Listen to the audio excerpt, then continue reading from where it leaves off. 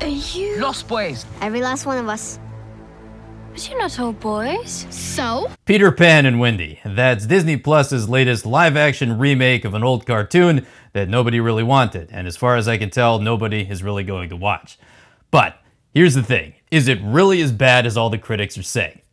No, it's actually not that bad. Does that mean it's good? Hell no. It's not a good movie, and I wouldn't waste your time watching it. But is it as bad as all the critics that are just dogpiling on the movie right now? No, it's actually not that bad. And I was really surprised at just how not terrible it was. Now, it's still terrible. I know that sounds a little weird, but it's still a bad movie. I wouldn't watch it, but it isn't as terrible as a lot of people are making it out to be. So let's talk about it a little bit. First of all, I'm not exactly the target audience for this film. I mean, I'm a grown man. Why the heck would I want to watch Peter Pan? I've never seen a Peter Pan movie in the past. I'll never watch one in the future.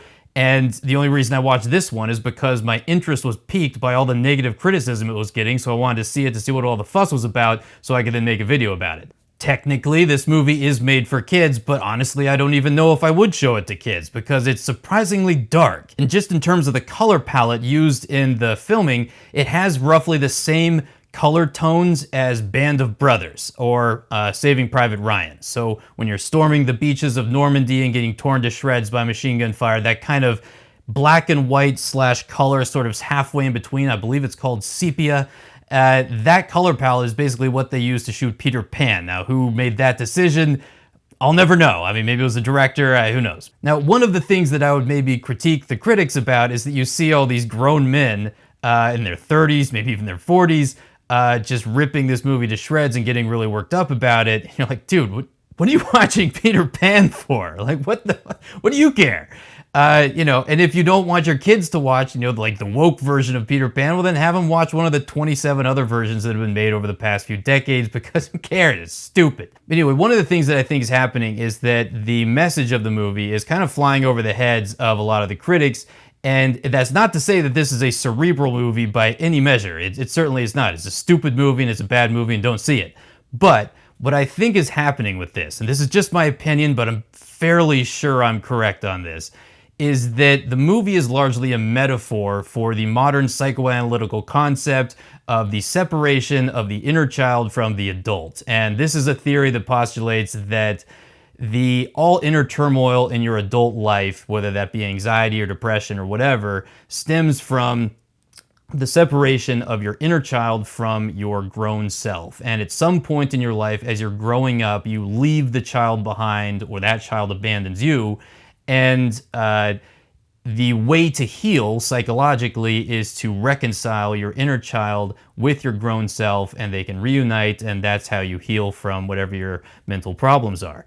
Now, I don't know if that theory is correct or not, but when you look at the movie through that lens, now you see that that's why the things happened that happened in the movie. So you see that Peter Pan and Captain Hook are basically the same person. Peter Pan represents Captain Hook's inner child, and Captain Hook is like the adult who's sort of gone astray and has become, bad.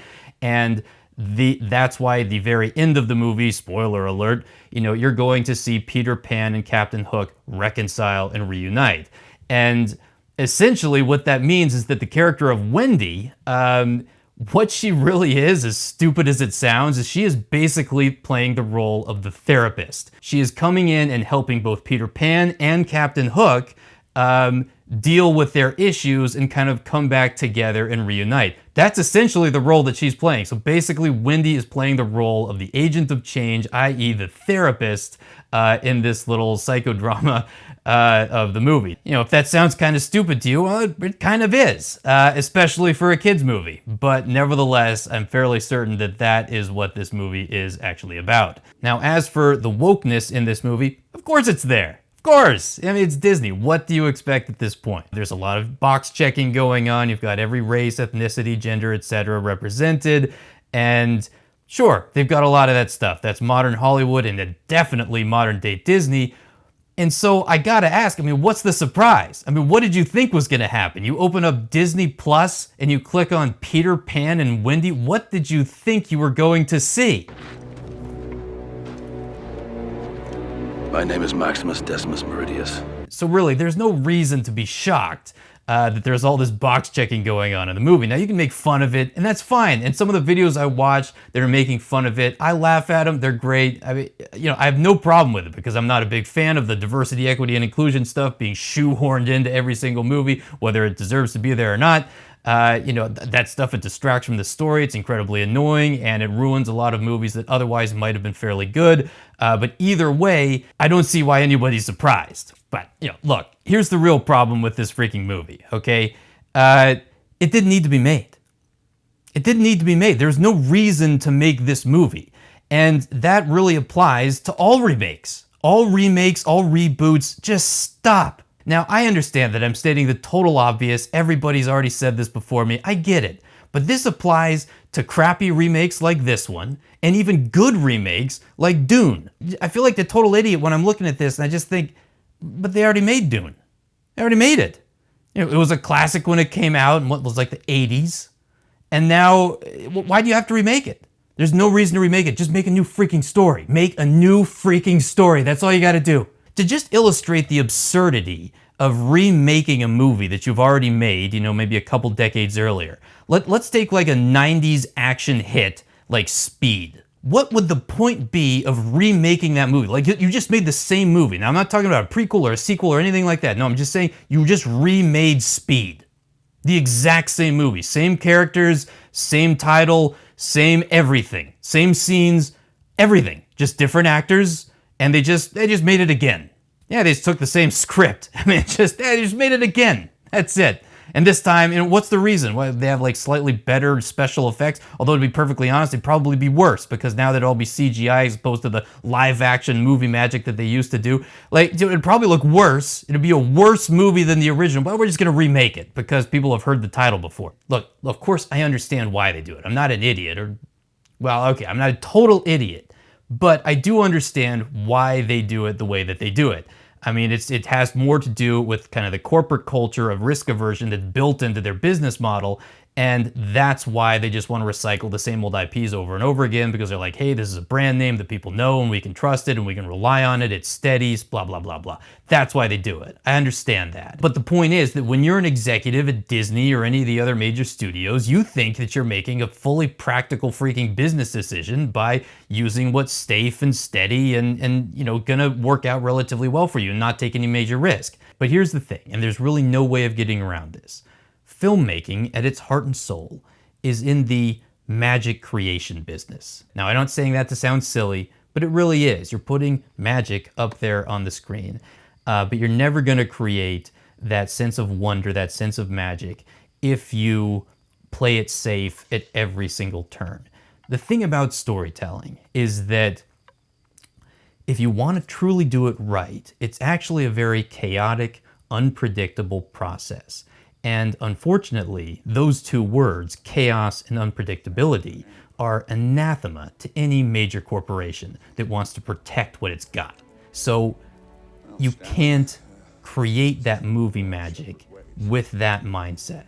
And the studios, by and large, what they're seeing is that ticket sales are just declining and their movies are getting panned, and they're trying to figure out why, right? Like I don't think they can really understand it because from the business side of things, every decision they're making is correct. And yet, our ticket sales are going, down. People are panning our movies. We're losing money on our streaming services. Everything's going down. What's going on? What's going wrong? And they can't figure it out. I can tell you exactly what it is. It's that you have to allow for that chaos and that unpredictability. You have to allow for that in order to create proper storytelling magic. Now, that doesn't mean it's going to work every single time. A lot of people take a shot at art and they miss. Only a few make it, right? Only a few are going to stick against that wall. But you're never going to have anything stick if you continue with this culture of risk aversion. And at the end of the day, a culture of risk aversion also breeds an environment of mediocrity, right? You're never going to achieve greatness by playing it safe, ever. You might win, but you're not going to achieve greatness. Now, there's actually a good example of this from, I think it's a 1990s Kevin Costner movie called Tin Cup. And what happens in that movie is that he's this disgraced golf pro, but he's making a comeback tour. He's going back to the PGA, and he has this kind of comeback moment, and he gets all the way to the big championship, and he's going to win this huge cash prize for $500,000 or something like that. He needs the money desperately for something, I forget why. But he's on the last hole, the 18th hole of the course, and he's just a few strokes away from victory. If he plays it safe, he'll win. He'll win the cash prize, he'll win the tournament, his comeback will be complete. But here's what happens. Because he's this kind of eccentric guy, he wants to break a record. There's this really difficult hole that's really notorious amongst the golfers. And they say that nobody can get to the green in only 2 strokes, right? Like he hits one, then he's gonna hit the other one. Everyone goes for the safe one where they hit the ball kind of short so that it lands right before a water hazard, and then they take another stroke to get on the green and either make birdie or make par, right? But instead he's like, no, I can do it in 2. I can do this thing that everybody says can't be done. And here's what happens. Give me another ball. Take the drop, Roy. Roy, just... Give me another ball. Roy, just take your drop.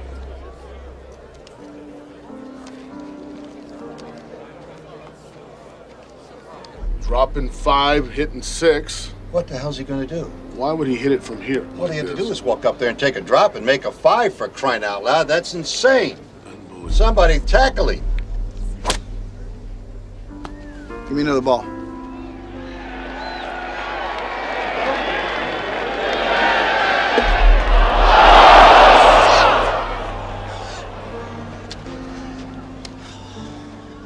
Dropping 7, hitting his 8th shot.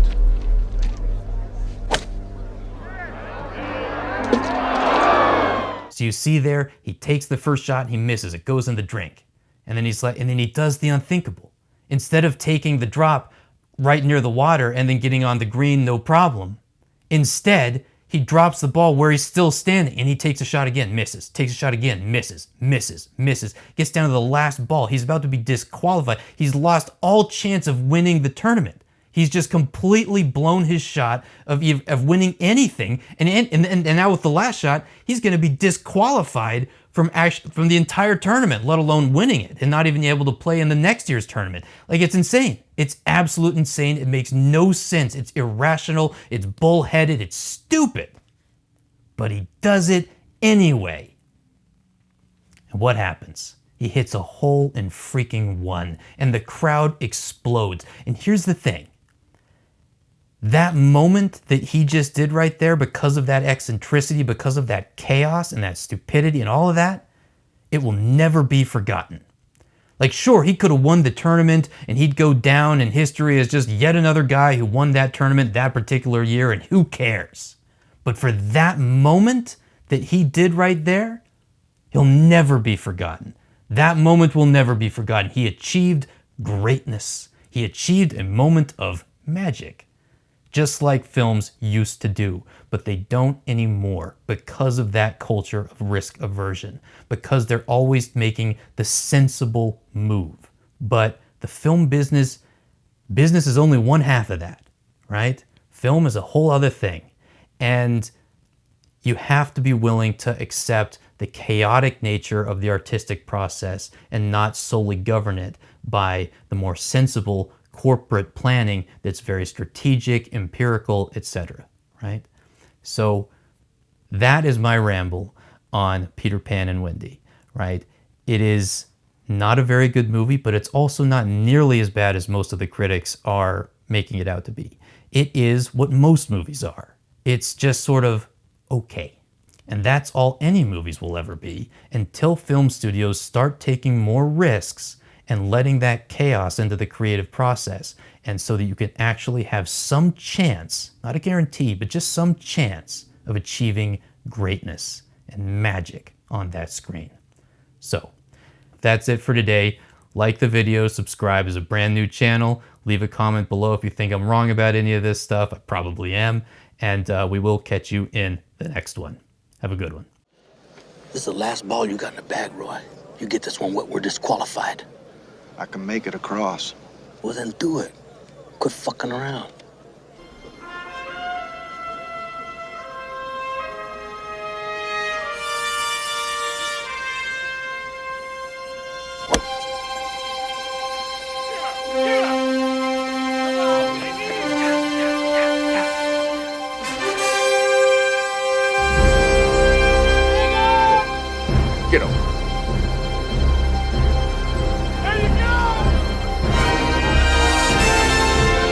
Game's over.